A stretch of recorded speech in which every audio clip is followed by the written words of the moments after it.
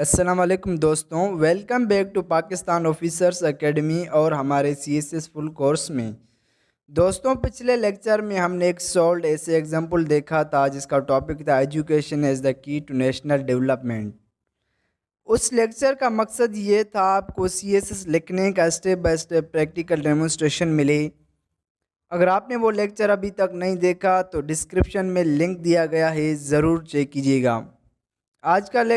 आज के लेक्चर में हम एक और इम्पोर्टेंट सीएसएस ऐसे टॉपिक सॉल्व करेंगे जो एग्जामिनर्स का फेवरेट है, climate change a global challenge and Pakistan response.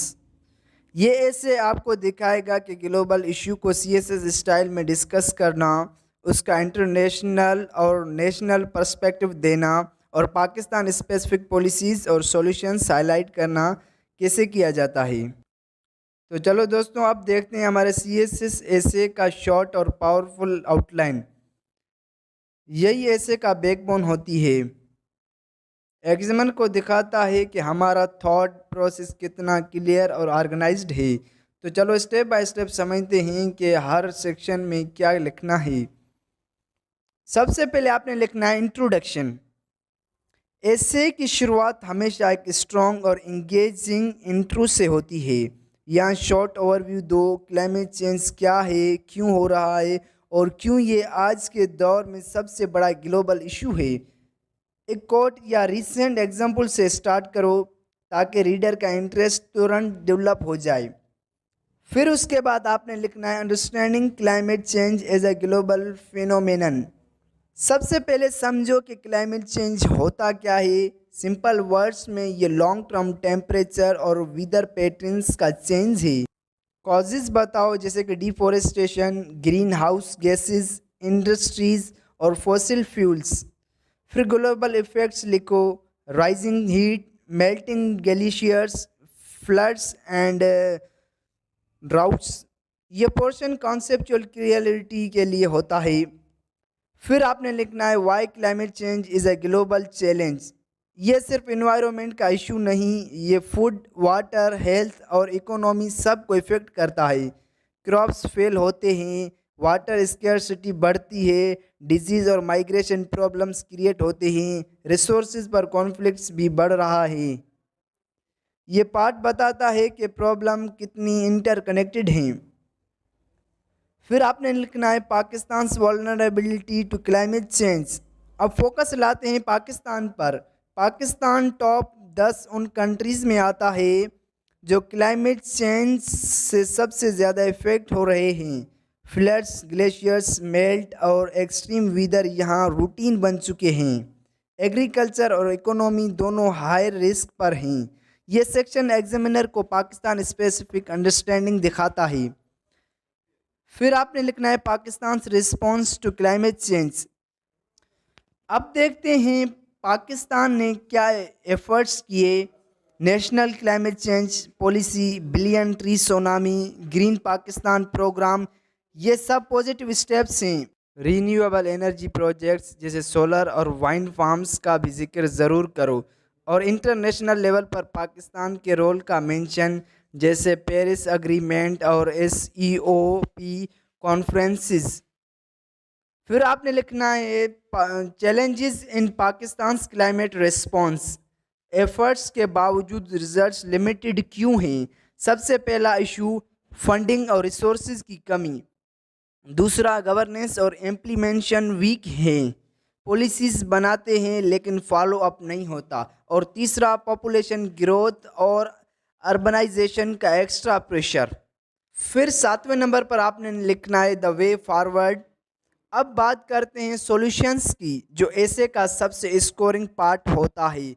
Policies को स्ट्रेंथन करो, अवेयरनेस और एजुकेशन प्रोग्राम लॉन्च करो, रीन्यूएबल एनर्जी पर शिफ्ट करो, इंटरनेशनल कोऑपरेशन और फंडिंग इम्प्रूव करो और डिजास्टर मैनेजमेंट सिस्टम को मजबूत बनाओ। सस्टेनेबल प्लानिंग और इको फ्रेंडली लाइफ स्टाइल पर फोकस करो। अब लास्ट में आपने लिखना है कंक्लूजन। एंडिंग कंसाइज और होपफुल होनी चाहिए। क्लाइमेट चेंज एक चैलेंज भी है और एक अपॉर्चुनिटी भी। पाकिस्तान के लिए वक्त है प्रोएक्टिव एक्शन लेने का। गवर्नमेंट, पब्लिक और ग्लोबल कम्युनिटी मिलकर ही अपना फ्यूचर सिक्योर कर सकते हैं। एक एक पॉजिटिव लाइन से करो जो लास्टिंग इम्पैक्ट छोड़ दे। और बस दोस्तों, ये था हमारा short but complete essay outline, clear, balanced और एग्जामिनर फ्रेंडली। अगर आप इसी फ्रेमवर्क के अकॉर्डिंग लिखते हो तो एसे नेचुरली फ्लो करेगा और मार्क्स गारंटेड इम्प्रूव होंगे। तो दोस्तों, अब चलिए हम एसे को स्टार्ट करते हैं। जैसे हमने आउटलाइन बनाई, इसी फ्रेमवर्क को फॉलो करते हैं। सबसे पहले आपने इंट्रोडक्शन लिखना है। Climate change is no longer a distance threat, it is a present day reality reshaping the world we live in. देखो दोस्तों, एसे की पहली लाइन ही बहुत स्ट्रॉन्ग है। ये एक इम्पैक्टफुल स्टेटमेंट है जो एग्जामिनर का ध्यान तुरंत खींच लेती है। यहाँ राइटर ने बताया है कि क्लाइमेट चेंज अब कोई दूर या ख़तरा नहीं रहा, ये हमारे आसपास हो रही है और हमारी ज़िंदगी के हर पहलू को बदल रही है। यानी ये सिर्फ एक फ्यूचर प्रॉब्लम नहीं बल्कि एक करंट क्राइसिस बन चुका है। ऐसे एक इंट्रोडक्शन का फर्स्ट जॉब ही होता है कि टॉपिक का सीरियसनेस शुरू करो, और ये लाइन एग्जैक्टली वही करती है। अब देखते हैं आगे। From rising sea levels to requiring floods, from food insecurity to health crisis, humanity stands at the cross roads of survival. अब ये सेंटेंस एग्जाम्पल के ज़रिए ग्लोबल पिक्चर दिखाता है। राइटर ने कुछ मेजर इम्पैक्ट्स मेंशन किए हैं। सी लेवल बढ़ रहे हैं, बारिशों और फ्लड्स का सिलसिला रिपीट हो रहा है, खाना और पीने की कमी हो रही है, और हेल्थ इश्यूज बढ़ रहे हैं। ये सब सैंपोर्ट्स एक ही बात बताते हैं कि इंसानियत अब सर्वाइवल के एक डेंजरस फेज़ पर खड़ी है। यहाँ क्रॉस रोड्स ऑफ सर्वाइवल का फ्रेज़ बहुत सिंबॉलिक है। इसका मतलब है कि अब हमें फैसला लेना होगा, या तो एक्शन लो या डिस्ट्रक्शन का सामना करो। ये लाइन रीडर को इमोशनल और एनालिटिकल दोनों लेवल पर इंगेज करती है। अब आगे आगे देखते हैं। For developing countries like Pakistan, climate change is not just an environmental issue but a challenge linked with economy, governance and security. अब यहाँ राइटर ग्लोबल से लोकल एंगल पर आता है, यानी अब पाकिस्तान का कॉन्टेक्स्ट इंट्रोड्यूस हो गया। ये सी एस एस ऐसे का स्ट्रक्चर फॉलो करता है। पहले वर्ल्ड लेवल पर बात, फिर नेशनल लेवल पर फोकस। राइटर कह रहा है पाकिस्तान के लिए क्लाइमेट चेंज सिर्फ इन्वायरमेंट का इशू नहीं बल्कि इकोनॉमिक, गवर्नेंस और सिक्योरिटी का भी चैलेंज है। मतलब जब फ्लड आता है तो सिर्फ ज़मीन नहीं डूबती बल्कि इकोनॉमी डैमेज होती है, गवर्नेंस वीक होती है और लोगों की सेफ्टी और रिसोर्सेज पर डायरेक्ट असर पड़ता है। ये लाइन एग्जामिनर को दिखाती है कि स्टूडेंट्स ने टॉपिक को मल्टी डायमेंशनल पर्सपेक्टिव से समझा, और सी एस एस ऐसे में ये पॉइंट बहुत मैटर करता है। अब आगे ये देखते हैं। Addressing this crisis requires both global cooperation and strong national strategies. अब ये इंट्रोडक्शन का कंक्लूडिंग सेंटेंस है जहाँ राइटर एक सॉल्यूशन ओरिएंटेड टोन सेट करता है। ये बताता है कि क्लाइमेट चेंज का सॉल्यूशन सिर्फ एक तरफ से नहीं आएगा, ग्लोबल लेवल पर कोऑपरेशन चाहिए, जैसे यूएनए फ्रेमवर्क्स, पेरिस एग्रीमेंट, और नेशनल लेवल पर स्ट्रॉन्ग पॉलिसीज़ और प्रैक्टिकल एक्शंस भी ज़रूर हैं। यानी रिस्पॉन्सिबिलिटी शेयर्ड है, हर कंट्री का अपना रोल है। ये लाइन ऐसे का डायरेक्शन फिक्स करती है, प्रॉब्लम्स भी समझा दी और सॉल्यूशन का एक विजन भी दे दिया। इससे इंट्रोडक्शन कंप्लीट और बैलेंस लगता है। तो दोस्तों, अगर आप अपने ऐसे की शुरुआत इसी पैटर्न में करते हो, एक इम्पैक्टफुल ओपनिंग लाइन, फिर रियल वर्ल्ड एग्जांपल्स, फिर पाकिस्तान का एंगल और एंड में सॉल्यूशन ओरिएंटेड टोन, तो एग्जामिनर तुरंत समझता है कि स्टूडेंट्स कॉन्सेप्चुअली स्ट्रांग है और ऐसे का स्ट्रक्चर बिल्कुल सी एस स्टैंडर्ड के मुताबिक लिखा गया है। अब हम आते हैं बॉडी पैराग्राफ्स पर, मेन बॉडी पर। सबसे पहले हमने जैसे कि आउटलाइन बनाई थी, उसी आउटलाइन के मुताबिक चलेंगे। Understanding climate change as a global phenomenon. Climate change refers to long-term shifts in temperatures and weather patterns mainly caused by human activities such as burning fossil fuels, deforestation and industrial emissions. देखो यहाँ writer climate change को define कर रहा है, यानी ये एक ऐसा प्रोसेस है जिसमें टेम्परेचर और वेदर पैटर्न्स परमानेंट तौर पर बदल रहे हैं और सबसे बड़ी वजह है इंसानी एक्टिविटीज़ जैसे कोल, ऑयल और गैस जलाना, फॉसिल फ्यूल्स, पेड़ काटना, डिफोरेस्टेशन और फैक्ट्रीज से निकलने वाली हार्मफुल गैसेस। ये सब चीज़ें अर्थ के नेचुरल सिस्टम को डिस्टर्ब कर रही हैं। अब अगली लाइन देखते हैं। Its global consequences include melting glaciers, sea level rise, biodiversity loss and increasingly frequent natural disaster. इस लाइन में राइटर ने रिजल्ट्स बताया है कि इन ह्यूमन एक्टिविटीज़ के का इफेक्ट्स दुनिया भर में नज़र आ रहा है। ग्लेशियर्स पिघल रहे हैं, ओशियंस का लेवल बढ़ रहा है, जानवर और प्लांट्स की स्पीशीज़ ख़त्म हो रही है और फ्लड्स, ड्राउट्स और हीट वेव्स जैसे डिजास्टर रोज़ बढ़ रहे हैं। यानी क्लाइमेट चेंज सिर्फ साइंस का कॉन्सेप्ट नहीं बल्कि एक ग्लोबल क्राइसिस बन चुका है। अब अगली लाइन देखते हैं। ये छोटा सेक्शन हमें ये समझाता है कि क्लाइमेट चेंज एक ग्लोबल फिनोमिनन है जो हर कॉन्टिनेंट, हर सोसाइटी और हर इकोनॉमी को इफ़ेक्ट कर रहा है। इसको समझना हर पॉलिसी मार्कर के लिए ज़रूरी है क्योंकि प्रॉब्लम भी ग्लोबल है और इसका सॉल्यूशन भी ग्लोबल होना चाहिए। अब हम दूसरा पैराग्राफ देखते हैं। Why climate change is a global challenge. Climate change is a global because no country can escape its impact. देखो ये लाइन बहुत स्ट्रॉन्ग स्टेटमेंट है। या राइटर कह रहा है कि क्लाइमेट चेंज कोई लोकलाइज्ड इशू नहीं, ये पूरी दुनिया का मसला है, चाहे डेवलप्ड कंट्री हो या डेवलपिंग हो, सब पर इसका असर पड़ रहा है। कोई भी नेशन इसके इम्पैक्ट से बच नहीं सकता। अब अगली लाइन देखते हैं। Rising temperatures threaten agriculture while extreme weather events cause food shortage and water scarcity। या राइटर ने प्रैक्टिकल एग्जांपल दिए हैं। टेम्परेचर्स बढ़ने से क्रॉप्स ड्राई हो जाते हैं, बारिश का पैटर्न्स चेंज होता है और ड्राउट्स या फ्लड्स दोनों एग्रीकल्चर को डैमेज करते हैं। जब फूड प्रोडक्शन कम होती है तो नेचुरली फूड शॉर्टेज और पानी की कमी बढ़ती है। ये डायरेक्टली फूड सिक्योरिटी और ह्यूमन सर्वाइवल पर असर करता है।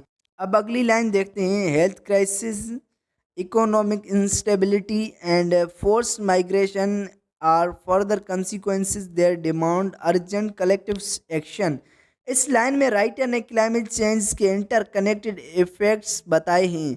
ज़्यादा गर्मी और पॉल्यूशन से हेल्थ प्रॉब्लम्स बढ़ रहे हैं, इकोनॉमी वीक हो रही है क्योंकि इंडस्ट्रीज़ और क्रॉप्स दोनों इफ़ेक्ट हो रहे हैं और लोग अपने एरियाज से माइग्रेट करने पर मजबूर हो रहे हैं।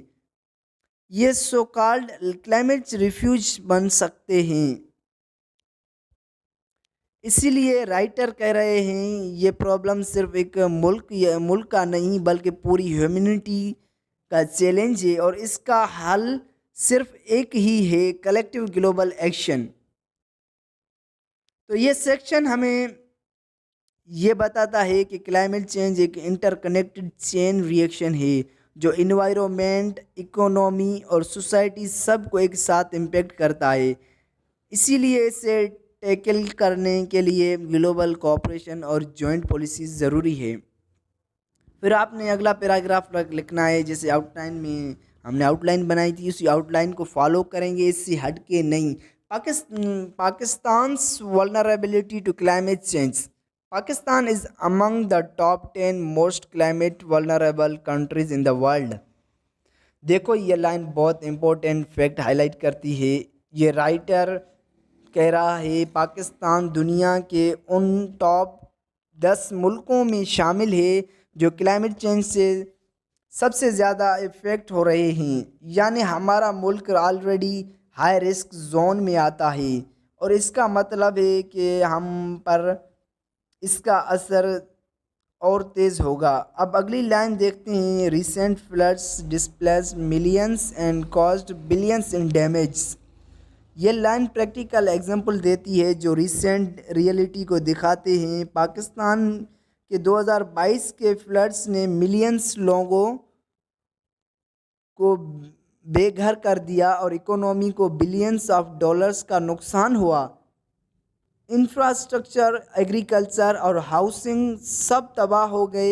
ये एग्जाम्पल एग्जामिनर को बताता है कि स्टूडेंट्स फैक्चुअल अवेयरनेस रखता है।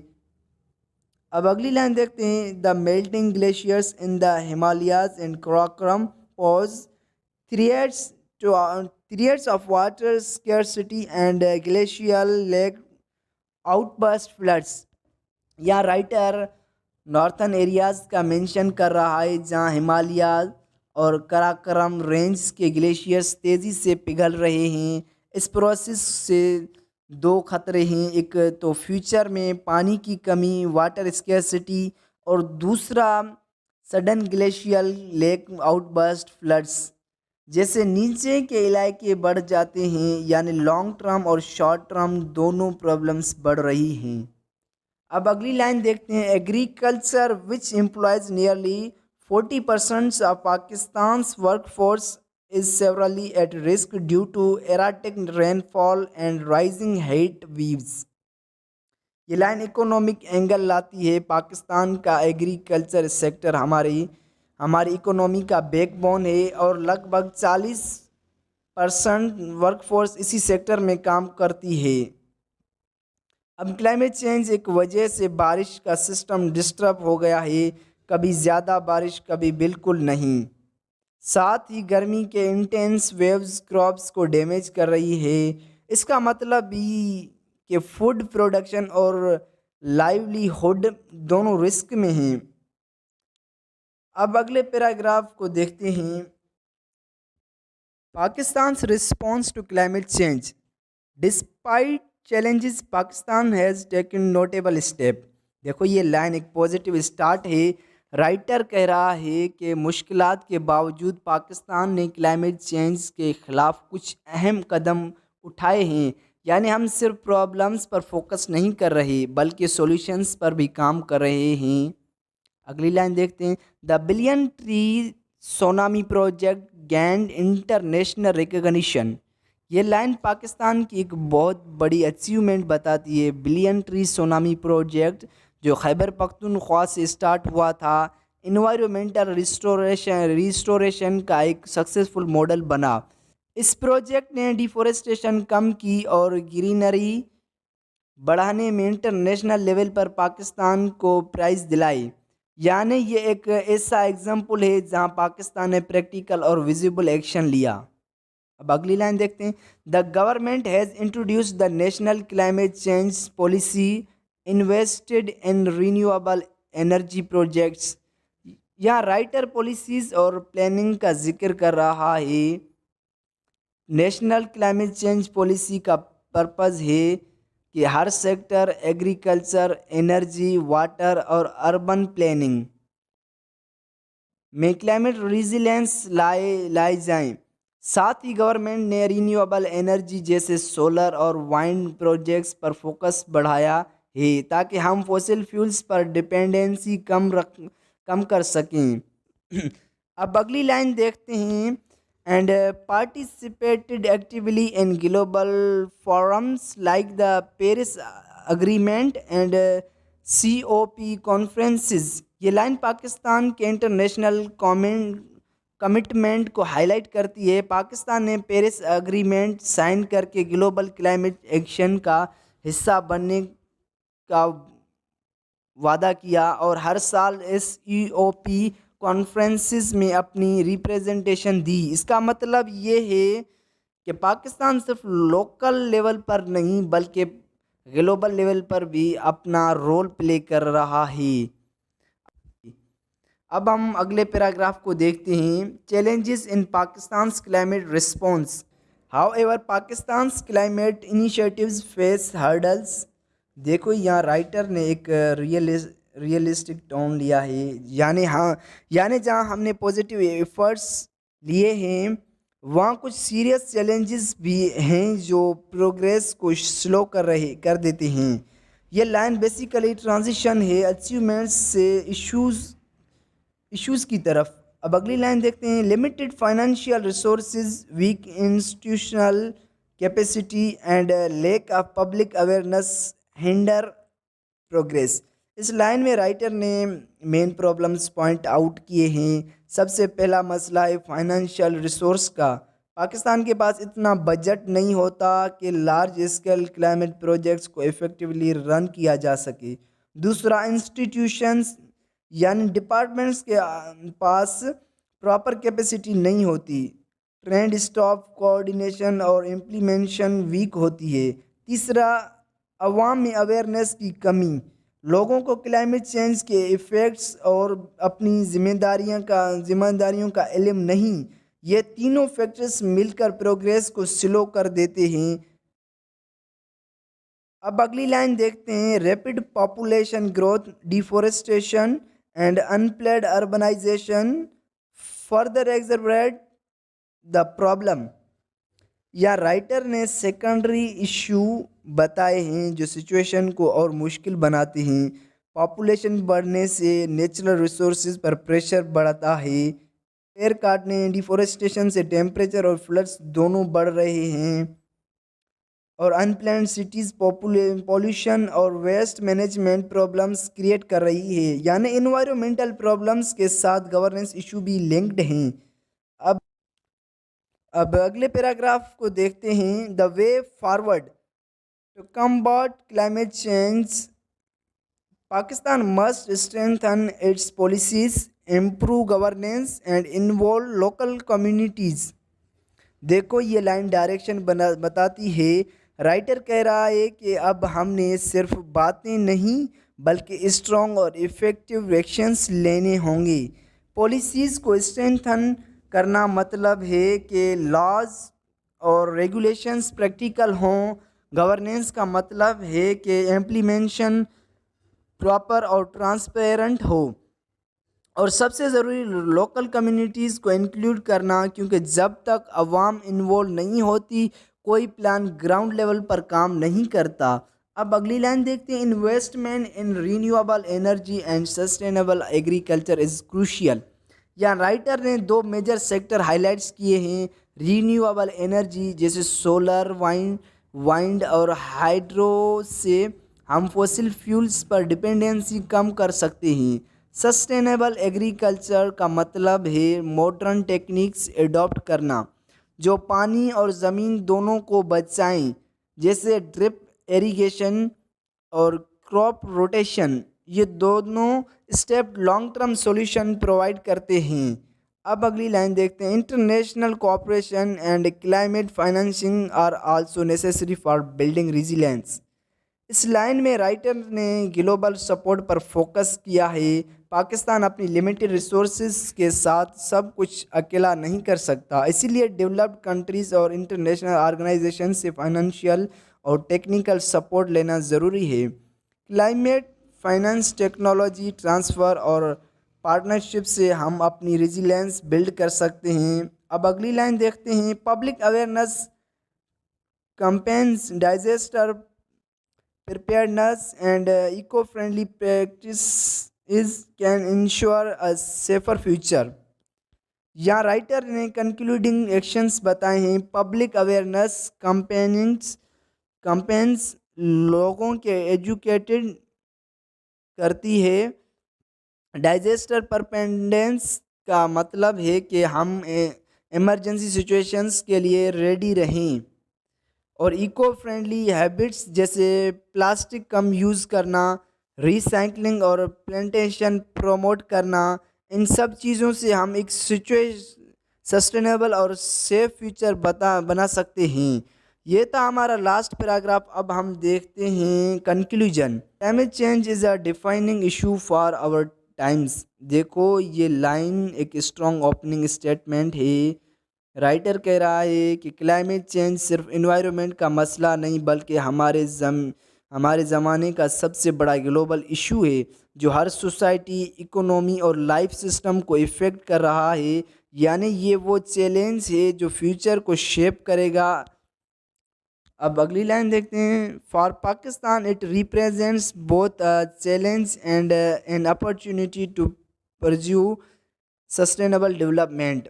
इस लाइन में राइटर ने बैलेंस्ड व्यू दिया है। क्लाइमेट चेंज एक थ्रेट भी है लेकिन साथ ही ये चांस भी है कि पाकिस्तान अपनी डेवलपमेंट मॉडल को ग्रीन और सस्टेनेबल बना सके। यानी हम अपनी इकोनॉमी और पॉलिसीज़ को ऐसे डायरेक्शन में ले जा सकते हैं जो इन्वायरमेंट फ्रेंडली भी हो और लॉन्ग टर्म ग्रोथ भी दे। अगली लाइन देखते हैं। The way forward lies in urgent action, robust policies and collective responsibilities. यहाँ राइटर सॉल्यूशन का कोर आइडिया दे रहा है कि हमें देर नहीं करनी चाहिए, इमीडिएट और प्रैक्टिकल स्टेप लेने होंगे। पॉलिसीज़ स्ट्रॉन्ग होनी चाहिए और सब लोग गवर्नमेंट से लेकर आम सिटीजन्स तक अपनी जिम्मेदारियां समझें। अब अगली लाइन देखते हैं। Only through a united efforts by government, civil society and the international community can Pakistan hope to safeguard its people and environment for generations to come. यहाँ कंक्लूजन का रियल मैसेज है यूनिटी एंड कोऑपरेशन। राइटर कह रहा है कि सिर्फ government अकेली ये काम नहीं कर सकती, सिविल सोसाइटी, आवाम और इंटरनेशनल पार्टनर्स सब मिलकर एफर्ट्स करें तभी हम अपने लोगों और एनवायरनमेंट को फ्यूचर के लिए प्रोटेक्ट कर सकते हैं। यानी कलेक्टिव एक्शन भी लॉन्ग टर्म सर्वाइवल का सॉल्यूशन है। और इसी के साथ ये पैराग्राफ हमें ये समझाता है कि क्लाइमेट चेंज के ख़िलाफ़ जंग सिर्फ पॉलिसीज़ की नहीं बल्कि पूरी सोसाइटी के सोच और एटीट्यूड की भी है। अगर हम सब मिलकर अपना हिस्सा डालें तो पाकिस्तान का फ्यूचर बेहतर, सेफ और सस्टेनेबल हो सकता है। सो दोस्तों, ये था हमारा लेक्चर नंबर 15, फुल ऐसे sold example 2 on climate change, global challenge and Pakistan response. इस लेक्चर में आपने देखा कि CSS ऐसे कैसे लिखा जाता है, इंट्रो से लेकर कंक्लूजन तक, with outline, example and Pakistan specific solutions. अब आपकी ज़िम्मेदारी है कि इस ऐसे को प्रैक्टिस करें, अपने वर्ड्स में लिखने की कोशिश करें और दोस्तों के साथ शेयर करें ताकि उनकी भी तैयारी हो। इंशाल्लाह नेक्स्ट पार्ट में हम और भी एडवांस लेक्चर्स और प्रैक्टिस सीजन लेकर आएंगे। तब तक के लिए कीप लर्निंग, स्टे कंसिस्टेंट और बने रहिए पाकिस्तान ऑफिसर्स एकेडमी के साथ। अल्लाह हाफिज़।